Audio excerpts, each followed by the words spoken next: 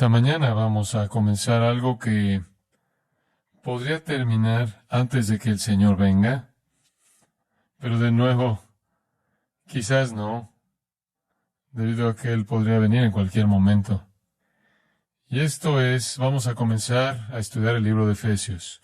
Ha sido un año largo de mensajes diversos tratando de ayudarle a usted a entender lo que está pasando a nuestro alrededor desde la perspectiva bíblica. Creo que ahora que nos hemos asentado un poquito en la vida de la iglesia, ciertamente nuestra iglesia, con corazones tan agradecidos, es tiempo de que hagamos lo que es normal, y eso es estudiar un libro en la Escritura y particularmente en el Nuevo Testamento.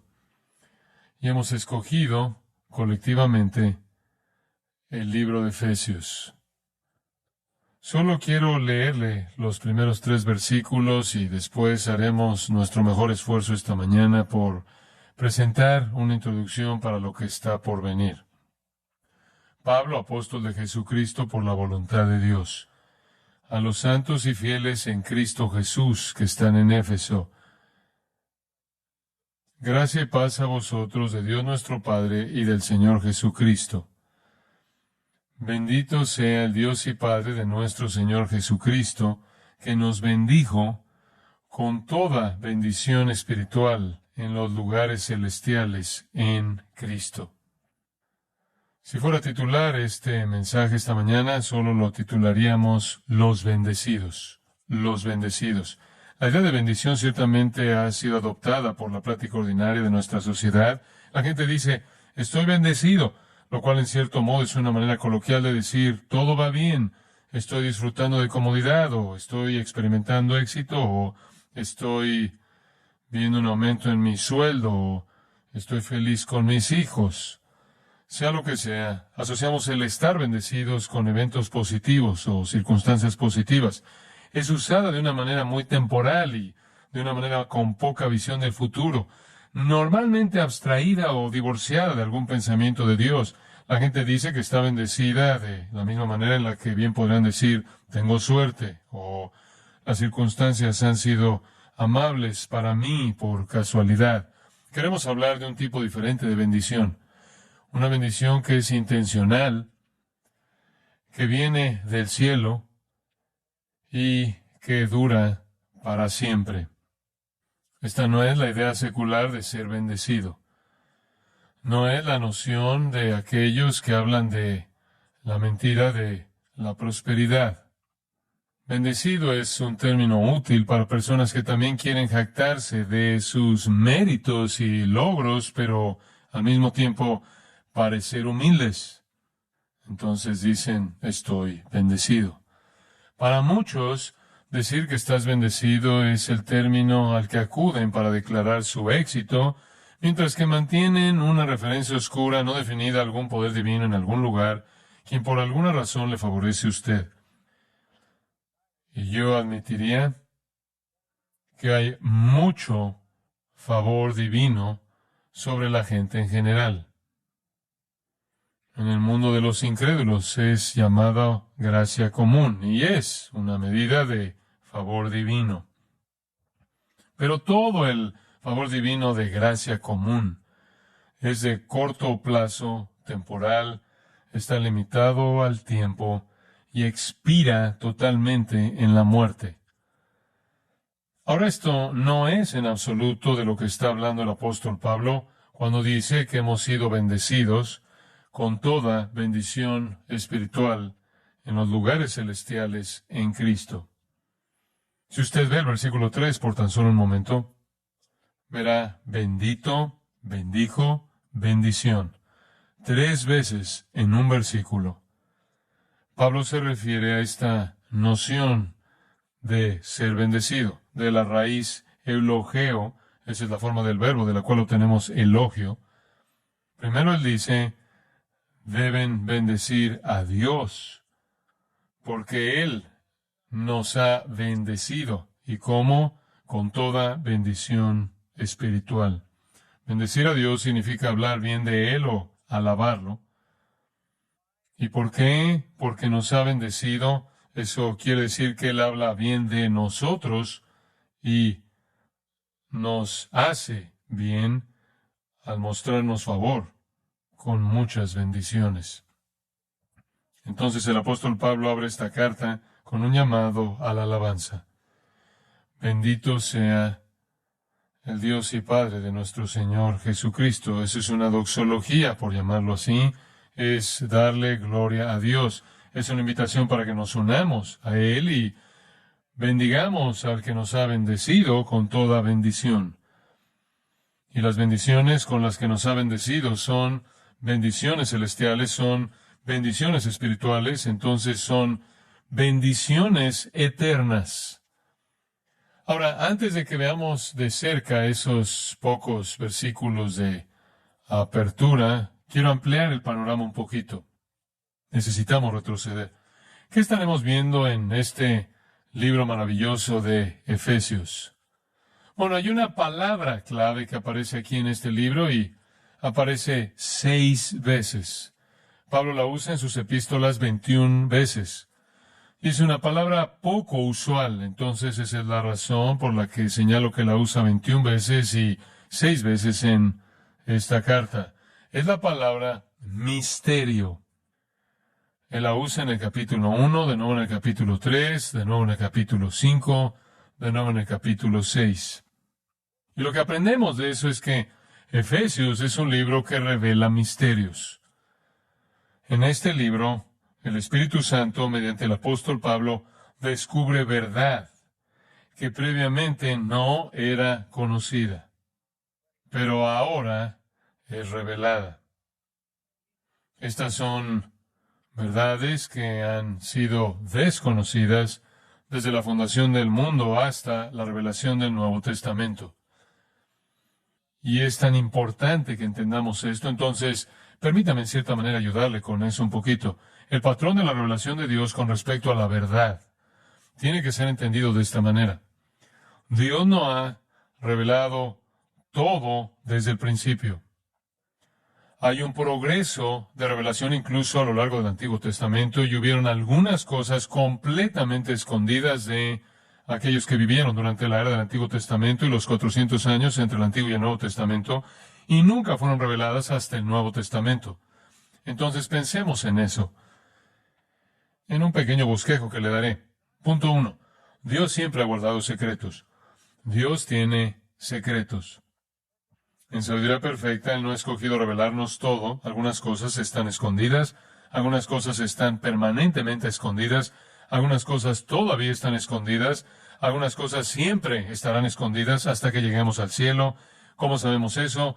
Porque Deuteronomio 29:29 dice, las cosas secretas pertenecen a Jehová nuestro Dios, mas las reveladas son para nosotros y para nuestros hijos para siempre. Entonces, hay cosas que Dios ha revelado, eso es lo que la Escritura hace, pero hay cosas que Dios no ha revelado. Dios siempre ha guardado secretos. La segunda cosa para pensar en este pequeño bosquejo es que Dios revela algunos secretos a personas especiales a lo largo de la historia. Y esas personas especiales serían su propio pueblo, los creyentes. El Salmo 25:14 dice, la comunión íntima de Jehová es con los que le temen y a ellos hará conocer su pacto. Entonces Dios tiene secretos, pero Él revela esos secretos a lo largo de toda la historia redentora y toda la historia reveladora a ciertas personas, esto es, los que lo oyen y los que son parte de su pacto. Proverbios 3:32 lo dice de otra manera. Su comunión íntima o el secreto de Dios es con los justos. Amós capítulo 3, versículo 7, Él revela su secreto a sus siervos, los profetas. En Mateo capítulo 11, esa es una parte conocida de la Escritura. Ahí hay un texto muy importante que habla de este asunto.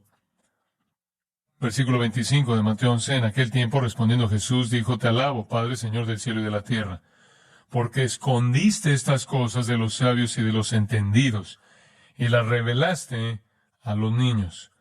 Sí, Padre, porque agradó a tus ojos, agradó a Dios revelar cierta revelación especial a su propio pueblo. El versículo 27 entonces concluye con este pequeño énfasis. Todas las cosas me fueron entregadas por mi Padre, y nadie conoce al Hijo sino el Padre, ni al Padre conoce a alguno sino el Hijo, y aquel a quien el Hijo lo quiera revelar. Entonces Dios decide quién conocerá ciertas cosas, incluyendo el conocimiento del Hijo.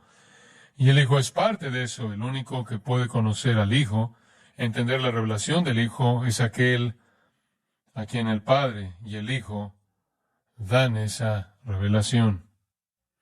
En 1 Corintios, el conocido capítulo 2 y el versículo 14, pero el hombre natural no percibe las cosas que son del Espíritu de Dios, porque para él son locura y no las puede entender, porque se han de discernir espiritualmente. Entonces Dios tiene algunos secretos que nunca revela, y no los conoceremos hasta que lleguemos al cielo. Pero Dios tiene otros secretos que revela a personas especiales a lo largo de toda la historia redentora, secretos que se relacionan con la salvación y su voluntad, y la realidad enfatizada particularmente del conocimiento de Él y de su Hijo. Y hay otra cosa que considerar, y es esto. Dios mantiene escondidas algunas verdades de todo mundo por mucho tiempo, y después en el momento estratégico las revela solo a los justos. Entonces Dios tiene algunas cosas que nunca revela. Dios tiene otras verdades relacionadas a la salvación que ha revelado a sus hijos a lo largo de toda la historia redentora, y después Dios tiene algunas cosas que Él revela solo en cierto tiempo. Estos son los secretos que son descritos en el Nuevo Testamento como mysterion, misterios. No son misteriosos en sí mismos, simplemente es una manera de decir que Dios no había revelado estas verdades a nadie, incrédulos o creyentes. Son secretos sagrados, guardados hasta el Nuevo Testamento. En Mateo, capítulo 13, las palabras de nuestro Señor. Jesús respondiendo les dijo, versículo 11, a vosotros os es dado saber los misterios del reino de los cielos, mas a ellos no les es dado. Ahí Jesús dice, el reino de los cielos ha guardado secretos. Han sido revelados ahora ustedes, Jesús le dice a sus discípulos. Él no se los reveló a la gente en general, y esa es la razón por la que Él les habló en parábolas, no para hacer la verdad clara, sino para esconder la verdad. Los misterios que entonces son revelados en el Nuevo Testamento son misterios relacionados al reino de los cielos, como es definido por la venida de nuestro Señor Jesucristo. Ahora, permítame ayudarle a entender algo. El término reino de los cielos se refiere a la forma actual del reino de los cielos. El periodo en un sentido de la ausencia del rey. El rey está aquí, el reino está en medio de nosotros, espiritualmente, pero de la manera en sí, Él todavía está por venir y establecer su reino terrenal milenial, eso es en el futuro. Entonces ahora tenemos un reino, pero hasta donde el mundo sabe, este es un reino invisible y el rey no está aquí visiblemente presente. Cristo vino, usted recuerda, ofreciendo su reino. Ellos rechazaron su reino, lo crucificaron. Entonces el reino definitivo es pospuesto hasta el futuro. Y encontramos la descripción de eso en Apocalipsis capítulo 20. Pero lo que tenemos hoy todavía es un reino, porque es un reino invisible. Hemos estado hablando de eso mucho, el reino de la luz. Entonces estamos viviendo en una forma del reino, en la que el rey reina sobre su pueblo espiritualmente, mientras que el diablo reina sobre el mundo temporalmente, en el sentido del complejo de pecado que opera en la existencia humana. El reino está aquí, con todas sus realidades, el rey está aquí, la salvación está aquí, la bendición está aquí, el descanso está aquí, la paz está aquí, todo el fruto del Espíritu vida eterna. Pero estas no son externas, estas son internas. No obstante, el reino está en medio de nosotros. Al final de Romanos, en el capítulo 16, versículo 25, y el que puede confirmarlo según mi evangelio y la predicación de Jesucristo, según la revelación del misterio que se ha mantenido oculto desde tiempos eternos, pero que ha sido manifestado ahora y que por las escrituras de los profetas, según el mandamiento del Dios eterno, se ha dado a conocer a todas las gentes para que obedezcan a la fe. Entonces, ¿qué es el misterio? Es esencialmente el misterio del Evangelio, es el misterio que lleva a la obediencia de la fe. Ese misterio es un secreto previo a la venida de Cristo. Solo desde ese entonces, desde que Él ha venido y el Nuevo Testamento ha sido revelado y tenemos el entendimiento completo del misterio del Evangelio. Permítame dividir eso un poquito para usted. Hay varios misterios mencionados en el Nuevo Testamento, particularmente en los escritos de Pablo. Y permítame tan solo darle 10 de ellos y vamos a aterrizar en el 10º con el propósito de ver Efesios de manera más directa. Está el misterio del Dios encarnado. Y cuando digo misterio, no solo estoy usando la palabra, esa es la palabra que es usada en la Escritura. Está el misterio del Dios encarnado, lo cual significa que en el pasado eso no fue revelado, que Dios vendría y encarnaría. Colosenses 2:2 habla del conocimiento verdadero del misterio de Dios, esto es, Cristo mismo, en quien están escondidos todos los tesoros de la sabiduría y del conocimiento. Y después, versículo 9, en él habita corporalmente toda la plenitud de la deidad. Ese es el misterio del Dios encarnado. El Antiguo Testamento no presentó eso de manera clara. Hubieron referencias a eso, pero no había claridad, como en Juan 1:14, aquel verbo fue hecho carne y habitó entre nosotros. Entonces está el misterio del Dios encarnado, aquello que es parte esencial del Evangelio. Y después, en segundo lugar, está el misterio del Cristo morando. Si usted retrocede un poco en Colosenses 1, a los versículos 26 y 27, el misterio que había estado oculto desde los siglos y edades, lo cual es lo que define un misterio, pero que ahora ha sido manifestado a sus santos, a quienes Dios quiso dar a conocer las riquezas de la gloria de este misterio entre los gentiles, que es Cristo en vosotros, la esperanza de gloria. El Antiguo Testamento no vio a Dios volviéndose hombre claramente. Y el Antiguo Testamento no vio a Dios estableciendo su residencia en la vida de los creyentes. El Mesías viviendo en su pueblo. También está el misterio de la iniquidad, lo cual significa que habrá un nivel de iniquidad que vendrá en esta parte de la historia redentora que era desconocido en el Antiguo Testamento. Está el misterio de Babilonia en Apocalipsis capítulo 17, el misterio de la iniquidad, segunda de Tesalonicenses 2. El misterio de Babilonia es el retrato de la forma final del sistema económico del mundo cuando el Señor regrese. Está el misterio del rapto, 1 Corintios 15, 51 y 52. Les mostramos un misterio, no todos dormiremos. Todos seremos raptados, arrebatados para encontrarnos con el Señor.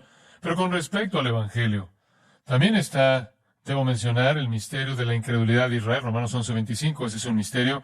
Nadie en el Antiguo Testamento creía, vio indicación alguna de que el Mesías vendría, Israel no creería. Entonces hay varios misterios, pero con respecto al Evangelio, y en eso me quiero enfocar, está el misterio del Dios encarnado, Dios se vuelve hombre, el misterio del Cristo morando, que el Dios hombre establece su residencia en la vida de su pueblo. Si usted ve Efesios capítulo 1, versículo 9, dándonos a conocer el misterio de su voluntad, según su beneplácito, el cual se había propuesto en sí mismo, de reunir todas las cosas en Cristo en la dispensación del cumplimiento de los tiempos, así las que están en los cielos como las que están en la tierra. Podríamos llamar a esto el misterio de su voluntad, como el versículo 9 dice, y ese es el misterio que Dios va a concluir todo al final en Cristo y para su gloria. En Efesios capítulo 5, versículo 31, y solo le estoy dando estas cosas específicas, las voy a unir en un minuto. Efesios 5:31. Por esto dejará el hombre a su padre y a su madre, y se unirá a su mujer, y los dos serán una sola carne, hablando de matrimonio, eso es tomado de Génesis. Versículo 32. Grande es este misterio.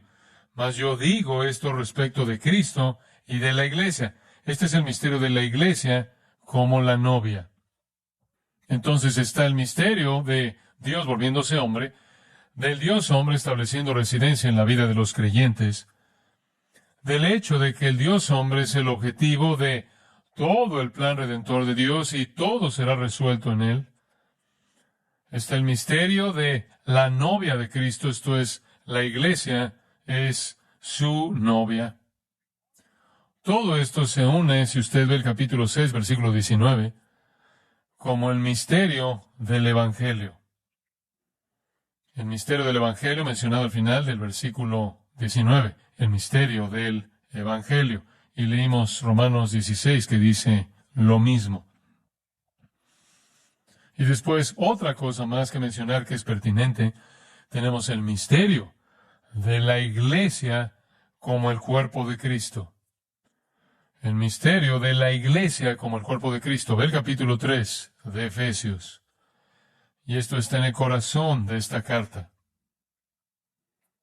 Pablo dice en el versículo 3 que por revelación me fue declarado el misterio, como antes lo he escrito brevemente, leyendo lo cual podéis entender cuál sea mi conocimiento en el misterio de Cristo, misterio que en otras generaciones no se dio a conocer a los hijos de los hombres, como ahora es revelado a sus santos apóstoles y profetas por el Espíritu de nuevo, definiendo un misterio como algo escondido hasta el tiempo del Nuevo Testamento.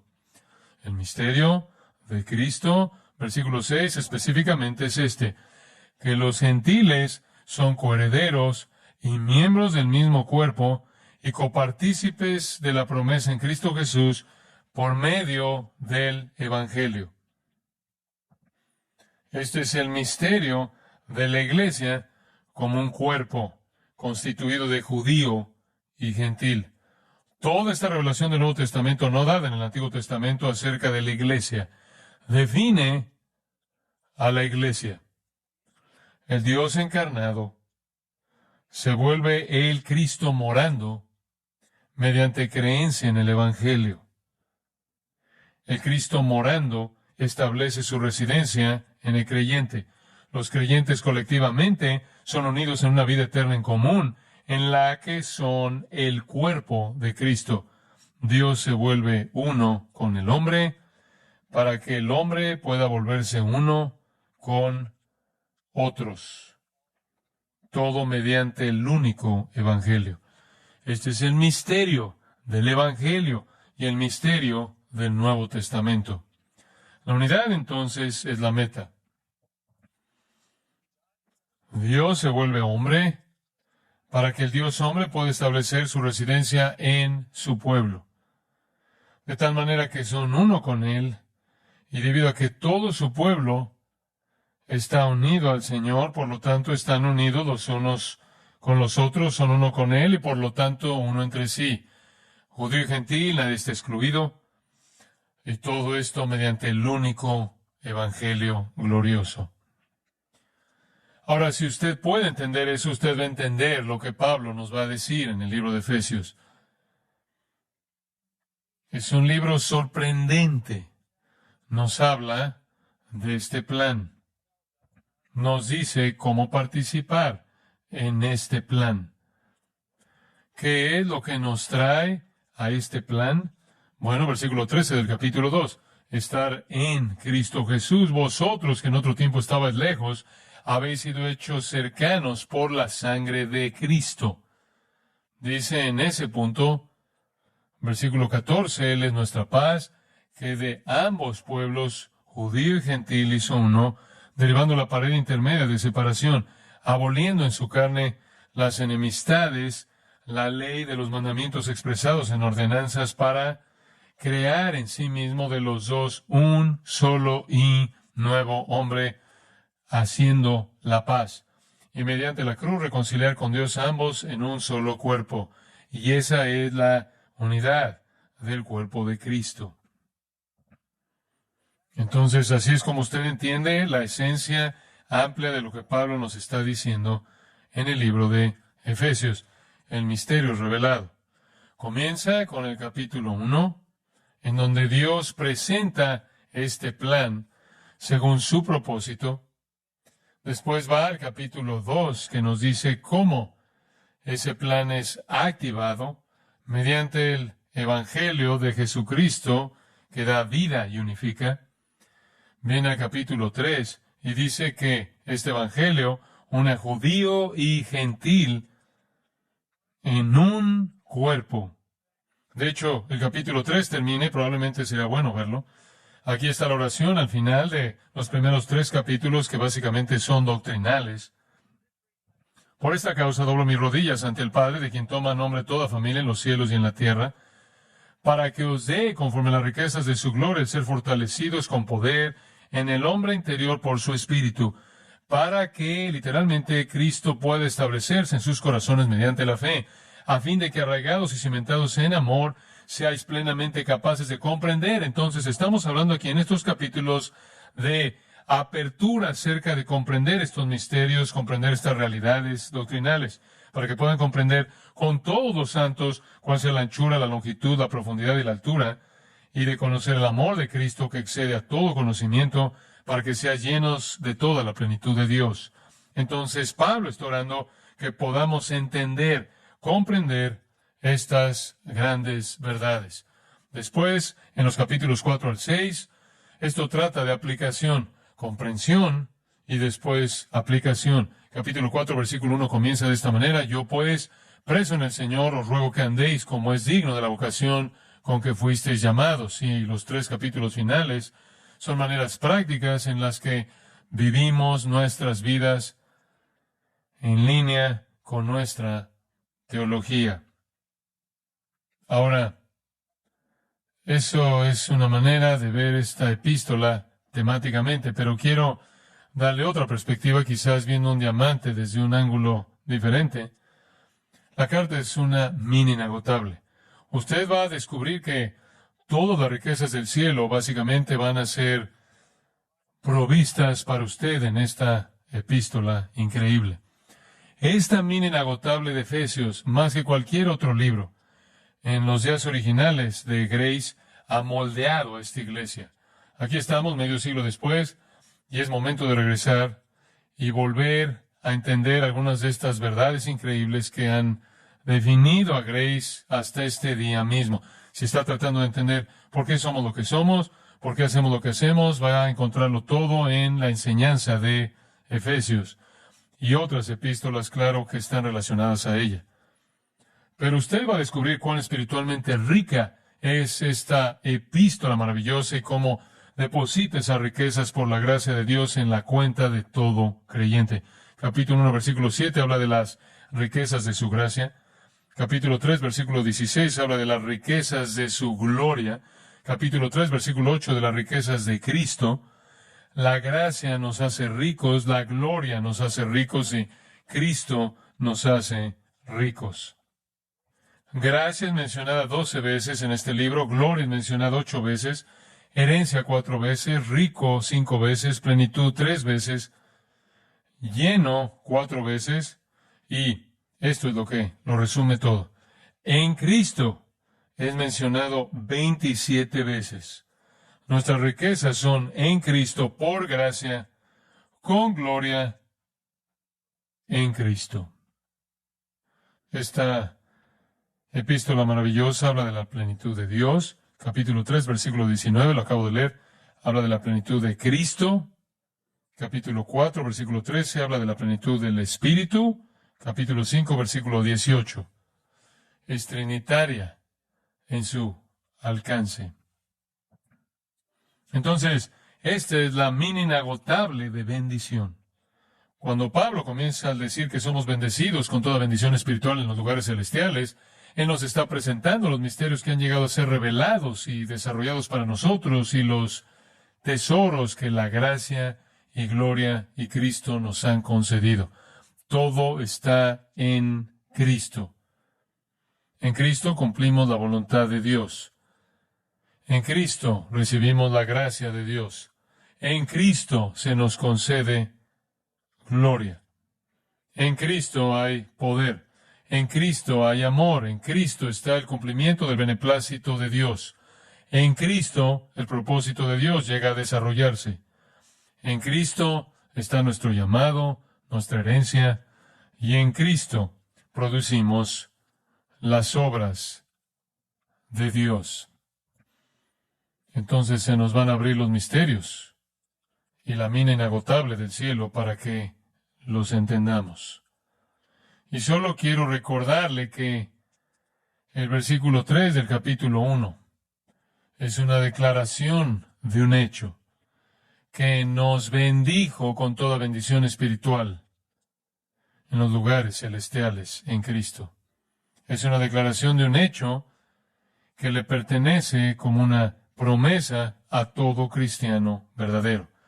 Entonces, usted va a conocer los misterios que han sido los secretos sagrados en el Antiguo Testamento y solo revelados en el Nuevo. Usted va a conocer los misterios que son revelados ahora, pero solo aquellos que son el pueblo de Dios, a quienes se les ha dado el Espíritu y la nueva naturaleza que les permite entender. Entonces regresemos a la introducción y simplemente veamos palabras conocidas y le vamos a ayudar a establecer en cierta manera el cimiento. Pablo, apóstol de Jesucristo por la voluntad de Dios. Ahora todos conocemos la historia de Pablo, no voy a cubrir todo eso. Si quiere oír el estudio de Pablo, puede escuchar el primer sermón en la serie de Romanos, porque el primer sermón que prediqué solo fue una mirada biográfica de Pablo. Pablo fue Saulo, según el capítulo 7 de Hechos. Él era de la tribu de Benjamín, según Filipenses. Él fue un fariseo meticuloso. Fue un líder del movimiento anticristiano, según Hechos 9 y también Gálatas 1. Él fue convertido a Cristo en el camino a Damasco, Hechos 9. Él fue llamado en ese mismo capítulo, versículo 15, a predicar el Evangelio a los gentiles. Y él se volvió uno de los pastores en una iglesia en Antioquía, de la cual fue llamado a comenzar sus viajes misioneros en el capítulo 13 de Hechos. Él fue en 3 viajes misioneros. Y mientras que estaba de viaje, y usted puede seguir eso en el libro de Hechos, estaba escribiendo sus 13 cartas que están en el Nuevo Testamento. Ahora, viajando por el Imperio Romano en lo que fue la misión evangelística y de plantación de iglesias más grande en la historia de la iglesia, Pablo proclamó el Evangelio. El Evangelio del cual escriben Romanos, Gálatas, incluso maravillosamente en el libro de Efesios. Pablo habla en esta carta, pero el Espíritu Santo también habla. Entendemos eso, porque todos los escritos apostólicos de la Escritura fueron inspirados por el Espíritu de Dios. Ahora él se define a sí mismo como un apóstol de Jesucristo. Él no solo es otro hombre con una opinión, especialmente llamado, un emisario comisionado de Cristo. Él habla con la autoridad de Cristo. Él es el vocero de Cristo. Por cierto, esta es la única credencial que él presenta. Un apóstol de Jesucristo. Aunque él estuvo afuera de los 12, él quizás fue tapado por ellos en cierto sentido. Él quiere que entendamos que es un apóstol legítimo. Él hace esto sin vanidad, sin gloria personal. De hecho, él dice, soy lo que soy por la gracia de Dios. Él dice, hemos recibido la gracia y el apostolado. Romanos 1:5. ¿Pero qué sabemos de su llamado apostólico? Cuando él se llamó a sí mismo apóstol, 4 cosas estaban en mente. Veámoslas simplemente de esta manera breve. En primer lugar, su llamado apostólico. Eso quiere decir que tenía que ser directamente del Señor. Un apóstol era uno llamado directamente por el Señor mismo, como él lo fue en el camino a Damasco. Solo a 14 hombres se les dio este llamado. Los 12, Judas está afuera, Matías está dentro, eso hace el número 13 y Pablo es el 14. Él tuvo un llamado divino. Su vida fue interrumpida en el camino a Damasco y ciertamente el llamado más dramático de cualquier apóstol. Por Cristo mismo, incluso el Cristo resucitado, exaltado, ascendido. La segunda cosa que caracteriza a un apóstol es que la noción de su identidad está encerrada en el que él representa. Él perteneció a Cristo. Él frecuentemente se refiere a sí mismo como un esclavo de Cristo. Esta vida no era de él era la posesión de Cristo, comprado y pagado por él en la cruz, de tal manera que él diría, porque para mí el vivir es Cristo. Ahora, apóstol significa enviado. Entonces aquí hay uno que ha recibido un llamado único personal de Cristo, que pertenece a Cristo como esclavo, con el propósito único de cumplir, en tercer lugar, una comisión. Apostolo significa un enviado. Su comisión en particular fue a los gentiles. El cuarto elemento de eso simplemente es entender que él tuvo poder. A un apóstol se le da autoridad delegada. Él puede hablar por el que representa. Incluso en el ambiente judío, el Sanedrín era una corte suprema de los judíos y en cuestiones de religión tenían autoridad sobre todo judío en el mundo. Y cuando el Sanedrín tomaba una decisión de lo que fuera, y esa decisión era entonces dada al público, era llevada por un mensajero llamado apóstolos y llevada a aquellos que necesitaban oírla. Cuando dicho apóstol del Sanedrín salía, no salía con su propio mensaje o su propia autoridad, detrás de él estaba la autoridad de la Suprema Corte de Israel. Así fue con Pablo. Él tuvo autoridad concedida por Cristo. Esa autoridad fue validada por señales y maravillas y cosas milagrosas, conforme Dios lo validaba como un apóstol verdadero mediante señales sobrenaturales.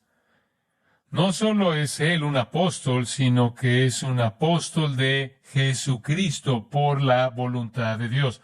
Esta es doble autoridad del Padre y del Hijo. Dios soberanamente dirigió el trabajo, equipó especialmente al apóstol, llamado el apóstol, como lo hizo Cristo mismo. Entonces, ¿cuál es la función de un apóstol? Si lo desglosa, no voy a tomar mucho tiempo con esto, pero el apóstol, básicamente usted podrá resumir 5 cosas que es un apóstol. Una, predicar el Evangelio. Pablo dice, ay de mí si no predico el Evangelio. En segundo lugar, enseñar y orar. Si usted toma el lenguaje de Hechos 6:4, en donde los apóstoles dijeron, persistiremos en la oración y la palabra, y van a tener que poner a alguien más sobre esto. Hacer milagros, 2 Corintios 12:12, las señales de un apóstol. Hechos 14:23, formar líderes. Y después, escribir la Escritura. Escribir Escritura. Predicar el Evangelio, enseñar la verdad, orar, hacer milagros, multiplicar líderes y escribir la Escritura. Pablo era uno de esos. De hecho, él fue el último y quizás diríamos el más influyente de todos los apóstoles. Entonces, eso es solo una introducción del inicio del versículo 1. Ahora hablemos de los bendecidos. Muy bien, hablemos de los bendecidos por los pocos minutos que nos quedan. Creo que ese reloj está en horario atrasado.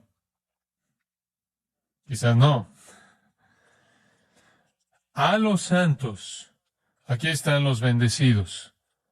A los santos y fieles en Cristo Jesús que están en Éfeso. Gracia y paz a vosotros de Dios nuestro Padre y del Señor Jesucristo. Esto identifica a los bendecidos en Éfeso. Aunque esta carta está dirigida a los efesios y creo que de manera legítima fue a quien Pablo le escribió, no hay aspectos personales en esta carta. No hay referencias a personas locales o eventos locales o asuntos locales en esta iglesia. Y en algunos manuscritos antiguos hay un espacio donde dice que están en Éfeso, que están en espacio. ¿De dónde vinieron dichos manuscritos y por qué ocurrió eso? No podemos estar seguros, pero muchos eruditos creen que esta fue una carta tan general que circuló en todas las iglesias, no solo en Éfeso y cerca, sino por toda Asia Menor, las 7 iglesias que están presentadas en el libro de Apocalipsis, capítulos 2 y 3. En Colosenses, de hecho, Pablo se refiere a una carta de la Odisea. Algunos piensan que esta podría ser esa carta. No podemos saber eso. No obstante, en algunos manuscritos antiguos hay un espacio ahí para que cualquier iglesia pudiera incluir su propio nombre y sería apropiada para ellos. Yo bien podría decir en ese espacio a los santos que están en Grace Community Church. En otras palabras, Dios probablemente la diseñó para que fuera a Éfeso, pero estuvo disponible para todos los que se beneficiaran de ella, y eso sería la iglesia entera. Es escrita desde Roma. Pablo es un prisionero. Durante su tercer viaje misionero, es llevada por Tíquico y Onésimo, junto con Colosenses y Filemón, a las iglesias y a Filemón. Entonces viene la designación de quiénes son los bendecidos. Muy bien. ¿Quiénes son los santos y fieles? Santos y fieles. Santos. Hagioi. No santos de yeso, no santos de vitral, no católicos romanos canonizados, sino aquellos que son santos por justificación, aquellos que han sido declarados justos. Y por cierto, 9 veces en esta carta breve, Pablo se refiere a los creyentes como a santos. Y lo que esto enfatiza es que ellos son ante Dios justos. Pero más que eso, habiendo sido justificados, están por lo tanto en el proceso de ser santificados. Se me preguntó mientras salí esta semana 2 o 3 veces, ¿puede alguien ser salvo y no manifestar justicia en absoluto? Y la respuesta es claro que no. Bien podrá ser la pregunta, ¿puede alguien no ser salvo y no manifestar pecado? Porque sea cual sea la naturaleza de usted, va a ser obvia en su conducta. Cuando Él nos llama santos, Él está hablando de nuestra justificación, pero Él también la resume en nuestra santificación. Y para mostrarle eso, 1 Corintios capítulo 1, y usted podrá decir, de todas las personas que no actuaron de manera santa, los corintios probablemente encabezaron la lista, pero escuche cómo comienza 1 Corintios. Pablo, llamado a ser apóstol de Jesucristo por la voluntad de Dios, y el hermano Sóstenes, a la iglesia de Dios que está en Corinto, esa es la iglesia entera en Corinto, a los santificados en Cristo Jesús, llamados a ser santos. Si usted es un santo, usted no solo es justificado, usted está en el proceso de ser santificado. Y los corintios parecen como algunos de los santos menos santificados, sin embargo, así es como Pablo los describe. Escuche Hebreos 2:11. Porque el que santifica y los que son santificados de uno son todos, por lo cual no se avergüenza de llamarlos hermanos. Cualquier creyente que es justificado es santificado. Son hermanos de Cristo y hermanos en Cristo. Escuche Hebreos 10:14. Porque con una sola ofrenda hizo perfectos para siempre a los santificados, o están siendo santificados. Hay suficientes escrituras que indican que no existe algo tal como justificación sin santificación. Uno más me viene a la mente. Hechos 26:18. Pablo dice que su comisión es a los gentiles, a quienes el Señor lo está enviando. Versículo 18, para que abra sus ojos, para que se conviertan de las tinieblas a la luz y de la potestad de Satanás a Dios. Eso es conversión. Y para que reciban por la fe que es en mí perdón de pecados y herencia entre los santificados. Cuando usted coloca su fe en Cristo, usted no solo es justificado, usted es santificado, no perfectamente santificado, pero está en el camino de la santificación. De tal manera que, si usted es un santo, también puede ser designado fiel. Esa es la razón por la que esos dos van juntos, a los santos y fieles. ¿Qué significa eso? Pistoi, que son creyentes, que creen en Cristo Jesús. Ha habido un movimiento años atrás que básicamente confronté en el Evangelio según Jesucristo, que decía que usted podía ser un cristiano y perder completamente su fe, ser un creyente incrédulo. No es posible. Los creyentes verdaderos son justificados y santificados, son santos que son fieles en Cristo Jesús. Entonces Pablo está escribiendo esta carta a esos santos y creyentes fieles. Él les dice en el versículo 2, y ahora vamos de los bendecidos a las bendiciones: gracia y paz a vosotros de Dios nuestro Padre y del Señor Jesucristo. Bendito sea el Dios y Padre de nuestro Señor Jesucristo, que nos bendijo con toda bendición espiritual en los lugares celestiales en Cristo. Las bendiciones: primero, gracia; caris, la bondad de Dios hacia pecadores inmerecedores; paz, eirene. Paz significa paz con Dios, la paz de Dios, paz unos con otros. Esas son las primeras bendiciones, gracia y paz. Gracia es la fuente, paz es el arroyo que fluye de esa fuente. Pero más allá de eso, ve el versículo 3. Hemos sido bendecidos con toda bendición espiritual en los lugares celestiales en Cristo. Dice usted, ¿no vas a cubrir todo eso porque es casi el mediodía? No. De eso trata el resto de la carta. En los versículos 3 al 14, Pablo da una oración larga con una lista de todas las bendiciones espirituales en los lugares celestiales en Cristo: elección, santificación, predestinación, adopción, aceptación, redención, perdón, enriquecimiento, iluminación, herencia, sello, promesa, y más, y más, y más. Todo lo que es nuestro está presentado en ese capítulo de apertura. Y claro, de ahí usted va por toda la mina inagotable de la provisión de Dios para su pueblo: los tesoros de la gracia, los tesoros de gloria, los tesoros de Cristo. En este capítulo, cubriendo hasta el versículo 14, usted verá la obra del Padre, verá la obra del Hijo y verá la obra del Espíritu. Y todo tiene un propósito. Versículo 6, para alabanza de la gloria de su gracia. Versículo 12, para alabanza de su gloria. Versículo 14, para alabanza de su gloria. Todo lo que pasa en la vida de la iglesia es para la alabanza de su gloria. Todo es para su gloria, y particularmente la alabanza de la gloria de su gracia. Alabanza de la gloria de su gracia, como vimos en el versículo 6.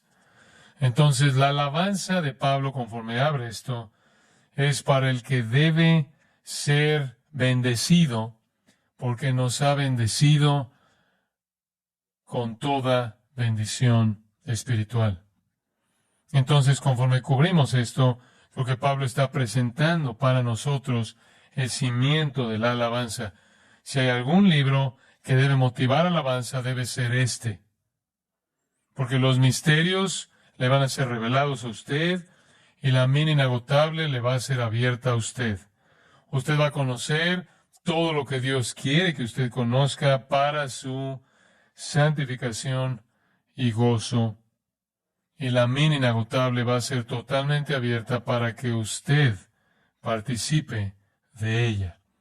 Este será un libro que va a transformar vidas, estoy seguro. Estas son bendiciones espirituales, no temporales. Usted puede comenzar al reconocer que usted es el bendecido porque está en Cristo. Usted está bendecido en los lugares celestiales, no en un sentido terrenal. Sus bendiciones no terminan en la muerte, no expiran cuando usted muere. Sus bendiciones están ancladas en el cielo. Y mi Dios suplirá todo lo que os falta conforme a sus riquezas en gloria en Cristo Jesús. De nuevo, la clave, una y otra vez, incluso en el capítulo 1, versículos 4, 6, 7, 9, 10, 12, 13, 17, 22, 23, capítulo 1, en Cristo, en Él, en Él, en Él, en Él. Todo está en Cristo. Si usted no está en Cristo, usted no posee ninguna de estas riquezas. Si usted está en Cristo, son todas suyas.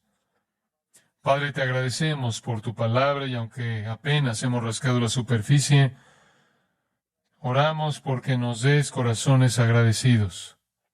Muchas de las cosas que vamos a aprender en las semanas por venir ya las conocemos, pero refréscanoslas y que produzcan adoración, que hagamos lo que Pablo hizo en el versículo 3. Bendecir al Dios y Padre de nuestro Señor Jesucristo por todas las bendiciones que nos ha concedido. Eso es lo que es la adoración, ofrecer bendición al que nos ha bendecido por su gracia y gloria y mediante su Hijo. Te agradecemos por lo que has hecho por nosotros incluso esta mañana. La realidad refrescante de la comunión, el gozo de la adoración, la comunión dulce de la oración colectiva juntos, oyendo de nuevo las verdades magníficas de tu palabra. Sella todas estas cosas en nuestros corazones, que moremos en los lugares celestiales en donde están nuestras bendiciones, tocando ligeramente esta tierra, y que vivamos como tus hijos de manera manifiesta, para que otros puedan ver a Cristo en nosotros. Estamos en Él, Él está en nosotros, que eso sea manifiesto a los que nos rodean. Haznos un pueblo de alabanza, gratitud, que en todo momento y siempre bendigamos tu nombre. Pedimos estas cosas en el nombre de tu Hijo. Amén. Esta mañana vamos a comenzar algo que podría terminar antes de que el Señor venga, pero de nuevo, quizás no, debido a que Él podría venir en cualquier momento. Y esto es, vamos a comenzar a estudiar el libro de Efesios. Ha sido un año largo de mensajes diversos, tratando de ayudarle a usted a entender lo que está pasando a nuestro alrededor desde la perspectiva bíblica. Creo que ahora que nos hemos asentado un poquito en la vida de la iglesia, ciertamente nuestra iglesia, con corazones tan agradecidos, es tiempo de que hagamos lo que es normal, y eso es estudiar un libro en la Escritura, y particularmente en el Nuevo Testamento. Y hemos escogido colectivamente el libro de Efesios. Solo quiero leerle los primeros 3 versículos y después haremos nuestro mejor esfuerzo esta mañana por presentar una introducción para lo que está por venir. Pablo, apóstol de Jesucristo por la voluntad de Dios, a los santos y fieles en Cristo Jesús que están en Éfeso. Gracia y paz a vosotros de Dios nuestro Padre y del Señor Jesucristo. Bendito sea el Dios y Padre de nuestro Señor Jesucristo, que nos bendijo con toda bendición espiritual en los lugares celestiales en Cristo. Si fuera a titular este mensaje esta mañana, solo lo titularíamos Los bendecidos. Los bendecidos. La idea de bendición ciertamente ha sido adoptada por la práctica ordinaria de nuestra sociedad. La gente dice, estoy bendecido, lo cual en cierto modo es una manera coloquial de decir, todo va bien, estoy disfrutando de comodidad, o estoy experimentando éxito, o estoy viendo un aumento en mi sueldo, o estoy feliz con mis hijos. Sea lo que sea, asociamos el estar bendecidos con eventos positivos o circunstancias positivas. Es usada de una manera muy temporal y de una manera con poca visión del futuro, normalmente abstraída o divorciada de algún pensamiento de Dios. La gente dice que está bendecida de la misma manera en la que bien podrán decir, tengo suerte, o las circunstancias han sido amables para mí por casualidad. Queremos hablar de un tipo diferente de bendición. Una bendición que es intencional, que viene del cielo y que dura para siempre. Esta no es la idea secular de ser bendecido. No es la noción de aquellos que hablan de la mentira de la prosperidad. Bendecido es un término útil para personas que también quieren jactarse de sus méritos y logros, pero al mismo tiempo parecer humildes. Entonces dicen, estoy bendecido.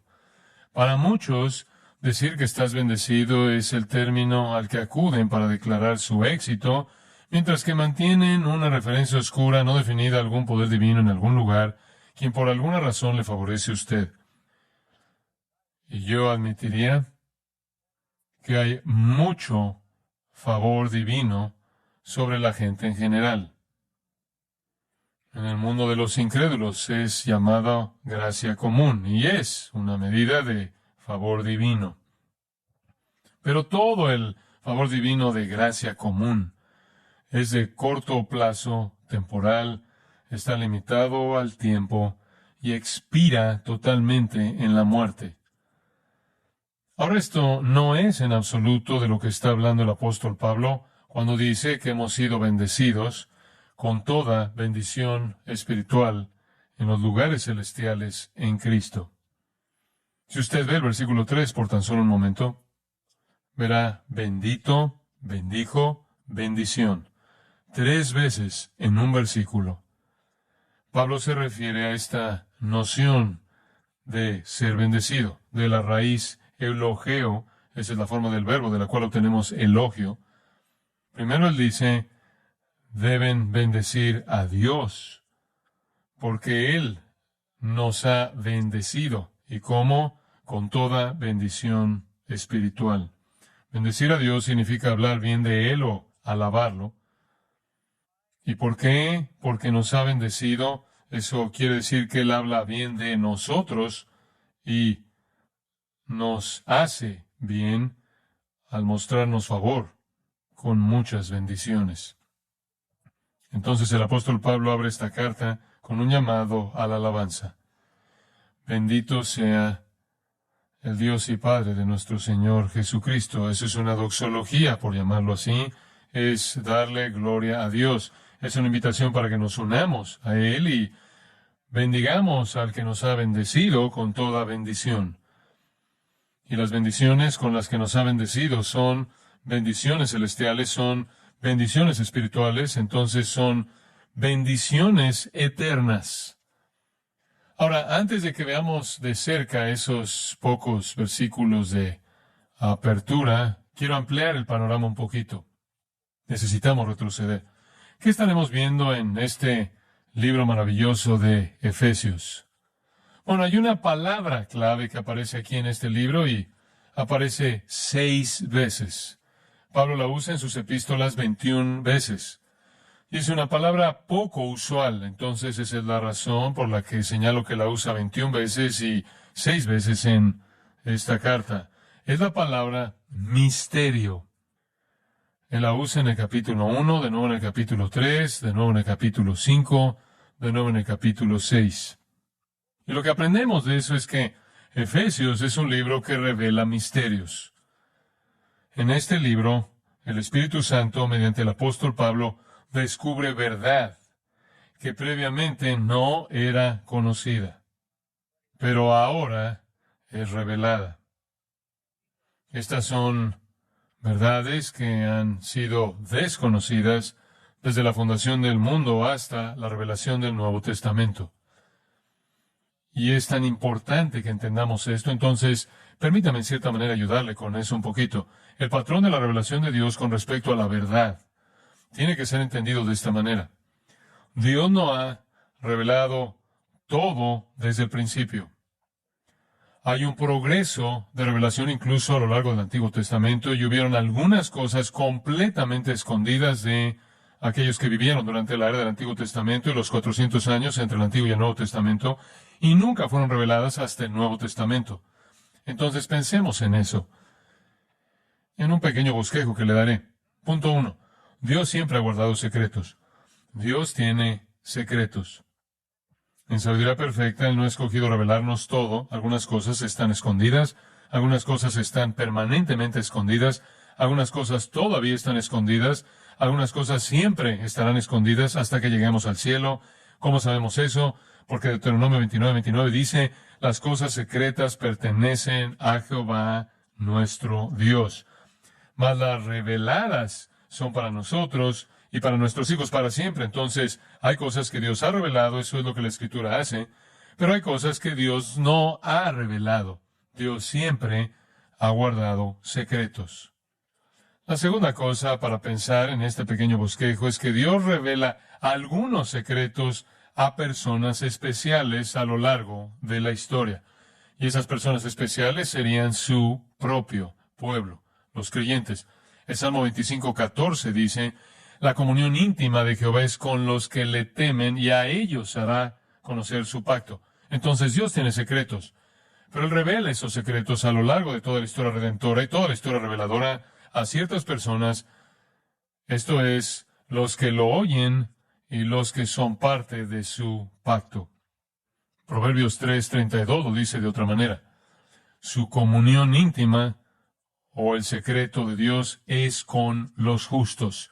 Amós capítulo 3, versículo 7, revela su secreto a sus siervos, los profetas. En Mateo capítulo 11, esa es una parte conocida de la Escritura. Ahí hay un texto muy importante que habla de este asunto. Versículo 25 de Mateo 11, en aquel tiempo respondiendo Jesús dijo, te alabo, Padre, Señor del cielo y de la tierra, porque escondiste estas cosas de los sabios y de los entendidos, y las revelaste a los niños. Sí, Padre, porque agradó a tus ojos, agradó a Dios revelar cierta revelación especial a su propio pueblo. El versículo 27 entonces concluye con este pequeño énfasis. Todas las cosas me fueron entregadas por mi Padre, y nadie conoce al Hijo sino el Padre, ni al Padre conoce a alguno sino el Hijo, y aquel a quien el Hijo lo quiera revelar. Entonces Dios decide quién conocerá ciertas cosas, incluyendo el conocimiento del Hijo.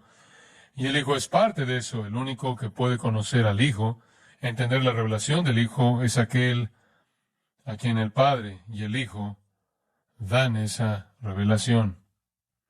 En 1 Corintios, el conocido capítulo 2 y el versículo 14, pero el hombre natural no percibe las cosas que son del Espíritu de Dios, porque para él son locura y no las puede entender, porque se han de discernir espiritualmente.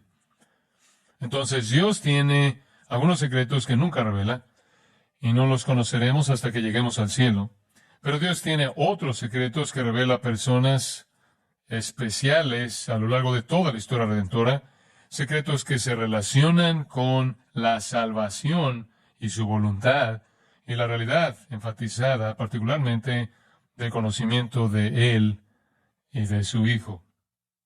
Y hay otra cosa que considerar, y es esto. Dios mantiene escondidas algunas verdades de todo mundo por mucho tiempo, y después en el momento estratégico las revela solo a los justos. Entonces Dios tiene algunas cosas que nunca revela. Dios tiene otras verdades relacionadas a la salvación que ha revelado a sus hijos a lo largo de toda la historia redentora. Y después Dios tiene algunas cosas que Él revela solo en cierto tiempo. Estos son los secretos que son descritos en el Nuevo Testamento como mysterion, misterios. No son misteriosos en sí mismos. Simplemente es una manera de decir que Dios no había revelado estas verdades a nadie, incrédulos o creyentes. Son secretos sagrados, guardados hasta el Nuevo Testamento. En Mateo, capítulo 13, las palabras de nuestro Señor, Jesús respondiendo les dijo, versículo 11, a vosotros os es dado saber los misterios del reino de los cielos, mas a ellos no les es dado. Ahí Jesús dice, el reino de los cielos ha guardado secretos. Han sido revelados ahora ustedes, Jesús le dice a sus discípulos. Él no se los reveló a la gente en general, y esa es la razón por la que Él les habló en parábolas, no para hacer la verdad clara, sino para esconder la verdad.